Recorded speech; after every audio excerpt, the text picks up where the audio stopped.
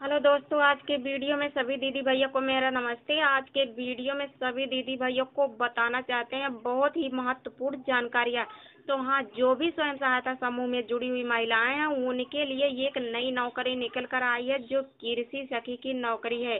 तो हाँ, स्वयं सहायता समूह में यह समूह में निकल कर आई नई नौकरी कृषि सखी की नौकरी जो है स्वयं सहायता समूह के अंतर्गत ही दिया जाएगा। कृषि सखी की नौकरी, तो कृषि सखी की नौकरी किस प्रकार मिलेगी, इसमें कितना मानदेय मिलेगा, कृषि सखी का क्या कार्य होगा, कृषि सखी कौन सी जानकारियां देंगी और कितना इसमें काम रहेगा, सारी जानकारियां इसी वीडियो के माध्यम से आज हम देने वाले हैं। स्वयं सहायता समूह की महिलाओं के लिए नई अपडेट निकल कर आ गई है, खुशखबरी निकल कर आ गई है कि स्वयं सहायता समूह की महिलाएं अब कृषि सखी की भी नौकरी करेंगी।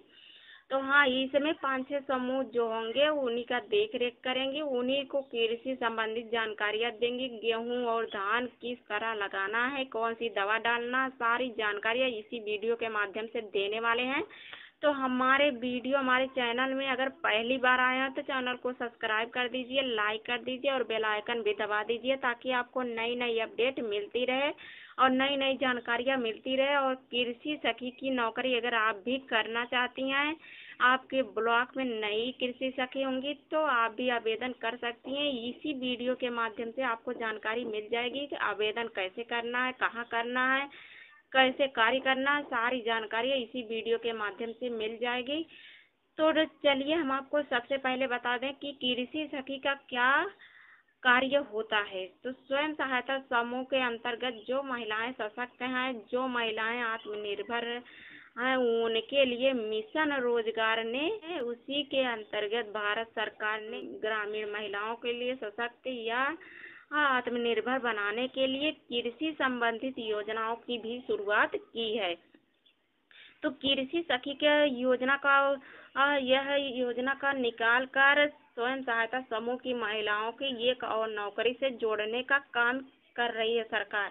यह केंद्र सरकार, राज्य सरकार और एनआरएलएम सरकार जो है इसमें यही रोजगार दे रहे हैं महिलाओं को। ग्रामीण क्षेत्र की महिलाओं को पैसा और उन्हें छोटा मोटा रोजगार देकर भी कार्य करवा रहे हैं और उन्हें अपने पैरों पर खड़ा होने के लिए सहयोग भी कर रहे हैं।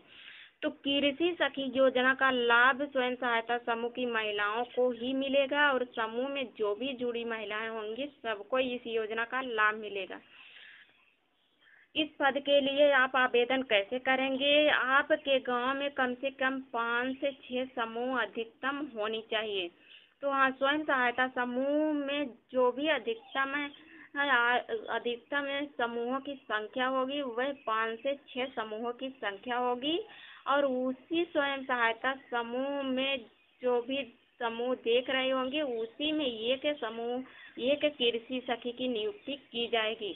तो कृषि सखी की नियुक्ति किस लिए की जाएगी ये भी हम आपको बता दे रहे हैं। तो स्वयं सहायता समूह में जुड़ी हुई महिलाओं को जब कृषि सखी की नियुक्ति कर दी जाएगी तो उन्हें 5-6 समूह जो देख रेख करनी होगी उन्हीं महिलाओं को उन्हें कृषि संबंधित जानकारियाँ देंगी, उन्हें खेती करवाएंगी, जैसे सब्जी की खेती कैसे की जाती है और गेहूं धान की खेती कैसे की जाती है, सीरी विधि से सब्जियां या धान कैसे लगाया जाता है, चना मटर कैसे बोया जाता है, सारी जानकारियां वो देंगी। तो हाँ, और कौन से खाद का उपयोग करना है, कौन से खाद का उपयोग नहीं करना है, किस तरह खाद बनानी है, सारी जानकारियां हम देने वाले हैं। तो सबसे पहले आपको हमें बता दें कि सीरी विधि से खेती की जाती है। तो जोक कर ही खेती की जाती है कि कैसे बीज लगाना है और बीज जब तैयार किया जाता है तो उसे कैसे ताकि वो बीज पैदावार हो सके। और कृषि सखी में ऐसी ऐसी बहुत से काम मिलते हैं, ऐसे बहुत कार्य दिए जाते हैं सरकार की तरफ से, वो कार्य बताए जाते हैं। ये तो उस कार्य के करने से वह इस कृषि सखी को मानदेय भी मिलता है। तो कृषि सखी की नौकरी प्राप्त करने के लिए आपको न्यूनतम शैक्षिक योग्यता भी होनी चाहिए। तो हाँ, कृषि सखी का जब आप कार्य करना चाहेंगी तो आपको 10 से लगभग 12वीं अधिकतम पास होनी चाहिए। यह ग्राम विकास विभाग जैसे ग्राम विकास विभाग एक के ऑफिस है नारलम, वो है ब्लॉक पर है, वहाँ पर आपको जाना पड़ेगा, वहाँ पर आपको संपर्क करना पड़ेगा, सुनिश्चित करना पड़ेगा कि आपके ग्राम पंचायत में कोई कृषि सखी की नियुक्ति पहले से तो नहीं हुई है। अगर वहाँ पे कृषि सखी की नियुक्ति हुई होगी तो वहाँ पर आपको राष्ट्रीय आजीविका मिशन की तरफ से वहाँ पर नियुक्ति नहीं होगी, तो वहाँ पर आपको रखा जाएगा कृषि सखी के रूप में। तो हाँ, ग्राम में किसी भी प्रकार कृषि सखी की नियुक्ति पहले से तो नहीं हुई हो, इसकी जानकारी आप लेंगी। अगर वहाँ पर आपके यहाँ राष्ट्रीय आजीविका मिशन के अधिकारियों की तरफ से कृषि सखी के पद पर आवेदन हुआ होगा, वहाँ होंगी नियुक्त, तो वहाँ आपका आवेदन नहीं लिया जाएगा। अगर नहीं होंगी तो वहाँ पे आपका आवेदन लिया जाएगा।